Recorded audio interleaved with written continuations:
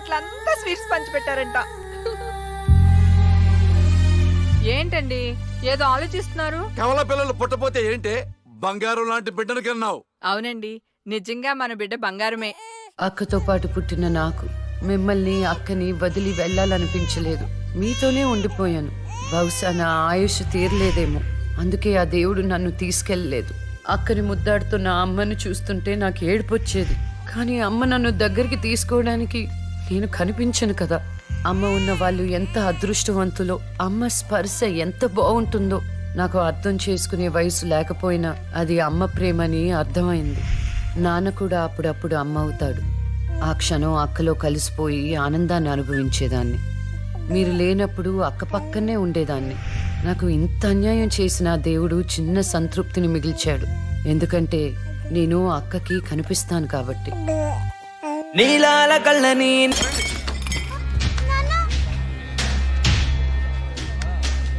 ఒకరోజు కోర్టులో నాన్నకి జరిగిన చిన్న అవమానానికి అక్కలో ఉన్న నేను జడ్జ్ అవ్వాలని నిర్ణయించుకున్నా.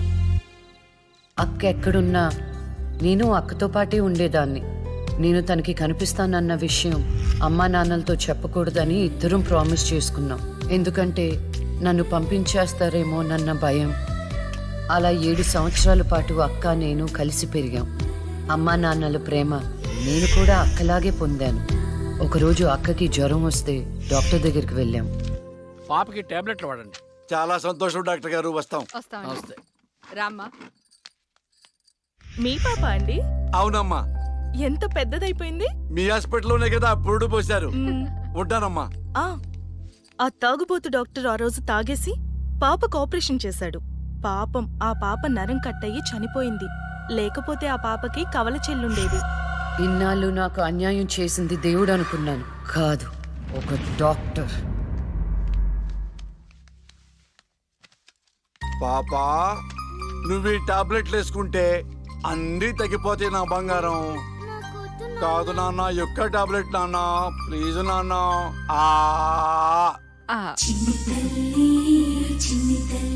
జ్వరం తగ్గిపోద్ది నాన్న, బుజ్జు బంగారు తల్లి.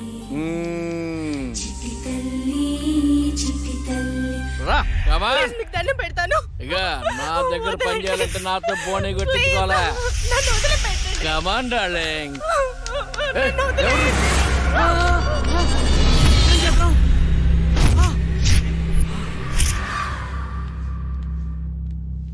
పాపా, పాపా, తులసి, పాప ఎక్కడ?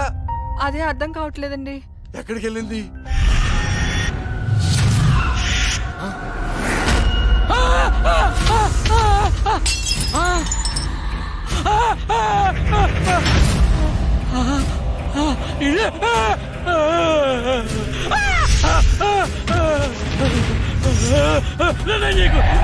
నీ దండం పెడతా.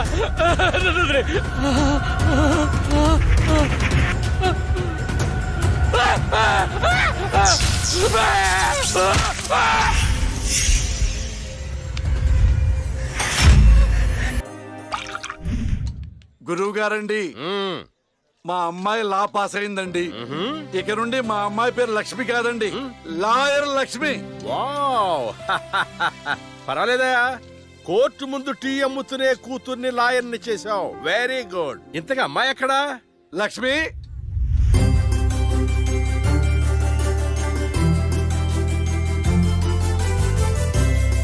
ఏంటి నాన్న పిలిచారు? సార్, మా అమ్మాయి లక్ష్మి.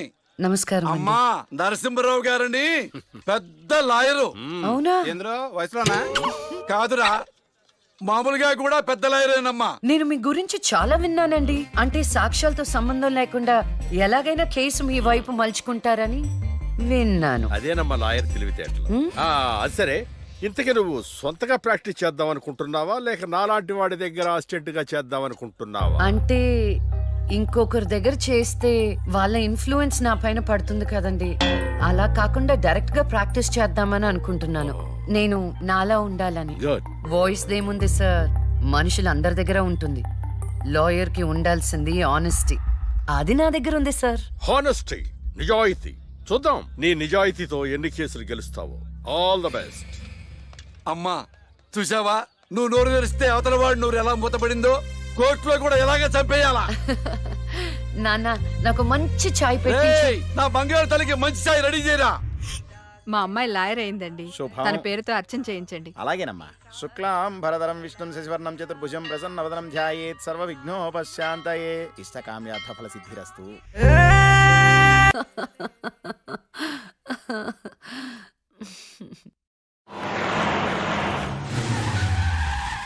అక్క లాయర్ కన్నా జడ్జ్ గానే సూట్ అవుతుంది. చిన్నప్పటి నుంచి పార్షాలిటీ లేకుండా ఏది న్యాయమో ఏది అన్యాయమో తెగేసి చెప్పేది.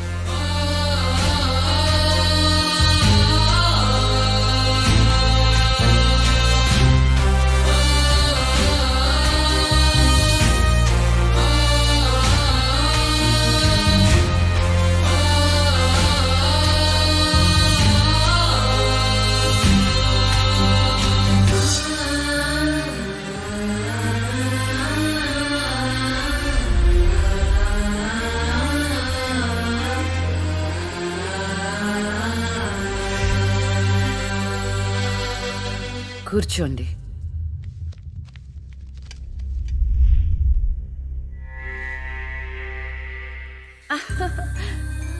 All the best. Proceed. Your honour, ఈ బోనులో ఉన్న రాజీవ్ అనే యువకుడు స్వయానా ఎమ్మెల్యే గారి ముద్దుల కొడుకు. వాళ్ళ నాన్నగారు అధికారంలో ఉన్నారన్న అహంకారంతో నడి రోడ్డు మీద ఒక యువతిని అందరూ చూస్తుండగానే తన కారులోకి లాగి మానభంగం చేశాడు. అంతేకాదు యువర్ ఆనర్, అదే కారుతో ఆ అమ్మాయిని గుద్ది చంపేశాడు యువర్ ఆనర్. ఈ ఘటన జరిగి 4 సంవత్సరాలు అవుతుంది. ఈ రాజీవే హంతకుడని అందరికీ తెలుసు, కానీ ఇంతవరకు నిందితుడికి శిక్ష పడలేదు your honour. Objection your honour. Objection sustained. Thank you. ఈ పేపర్లో టీవీల్లో వచ్చిన వార్తల ఆధారంగా శిక్షిస్తూ పోతే జైళ్లు నిండేవి యువర్ ఆనర్. ఈయన క్లయింట్ ఎమ్మెల్యే గారి కొడుకు అవటం వలన అతన్ని రాజకీయంగా దెబ్బ కొట్టాలనే ఉద్దేశంతో ఈ ప్రతిపక్షాలన్నీ ఏకమై ఈ ఛానళ్ల వాళ్ళతో కలిసి పనిన కుట్ర మాత్రమే ఇది. ఈ రాజీవ్కి చనిపోయిన అమ్మాయికి ఎలాంటి సంబంధమూ లేదని తమరికి విన్నవించుకుంటూ అతన్ని నిర్దోషిగా భావిస్తారని ఆశిస్తున్నారు. That's all your honour. Objection your honour. ఇలాంటి వాళ్ళకి శిక్ష పడకపోతే ఎంతో మంది అమ్మాయిలు బలైపోతూనే ఉంటారు. నేను ఇదివరకు ఎన్నో సాక్ష్యాలను కోర్టులో ప్రవేశపెట్టడం జరిగింది యువర్ ఆనర్. దయచేసి మానవతా దృక్పథంతో ఆలోచించి జడ్జిమెంట్ ఇవ్వండి.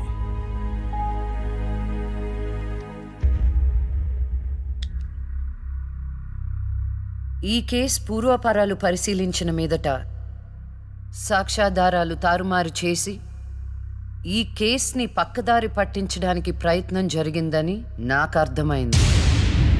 సాక్ష్యం లేకపోవచ్చు, కానీ కారణం లేకుండా ఏ ఆడపిల్ల తల్లిదండ్రులు మా అమ్మాయిని మానభంగం చేశారు, చంపేశారు అని కోర్టు మెట్లు ఎక్కరు.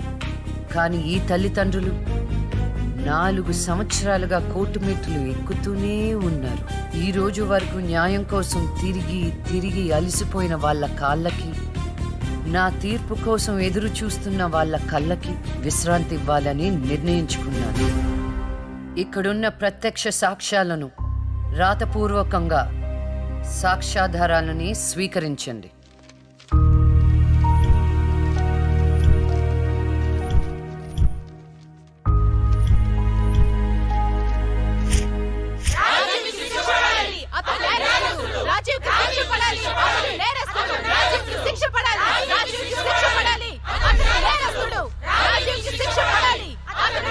Order, order, order.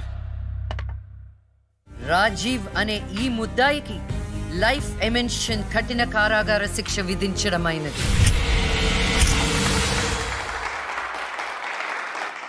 Objection your honour. Objection overruled. The court is adjourned.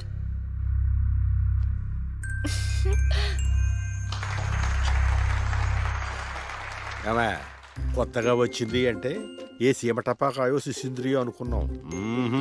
Lakshmi bomb. జాగ్రత్తగా ఉండు. చెమటలు పట్టించేస్తుంది సార్. మ్మ్.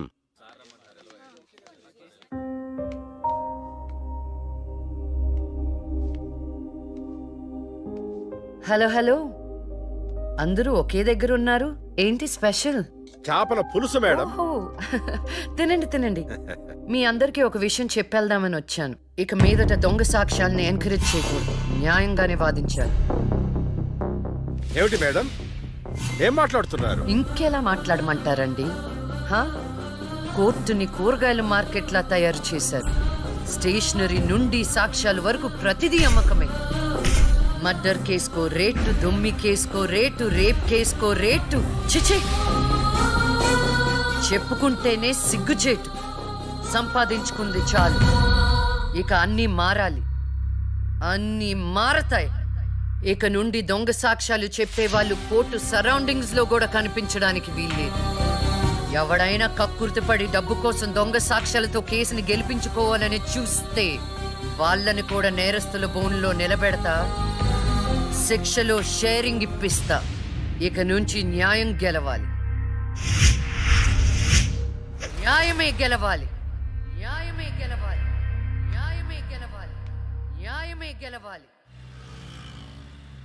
ప్రశాంతంగా ఉన్న అక్క జీవితంలో ఒకరోజు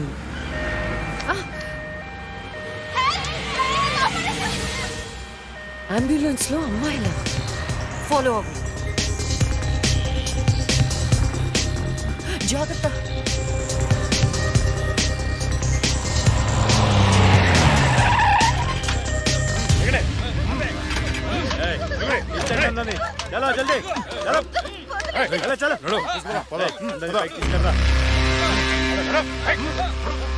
అంతా ఓకే అన్నా తీసుకొచ్చే అందరినీ.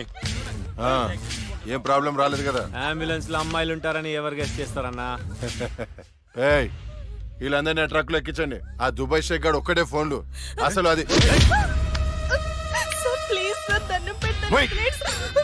అరవకో. ఏంటే నువ్వు అరిస్తే రిప్లై ఇచ్చేవాడు ఇవ్వలేడు. ఇది నా ఏరియా. రేయ్, తీసుకెళ్ళండి రా అందరినీ. తీసుకెళ్ళండి తొందరగా. పోవే. Stop it!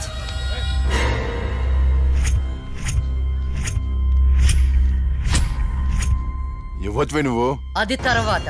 హాస్పిటల్ కి వెళ్లాల్సిన బండి ఇక్కడికి వచ్చిందేంటి? ఏంటి పాప క్లారిఫికేషన్ కావాలంట?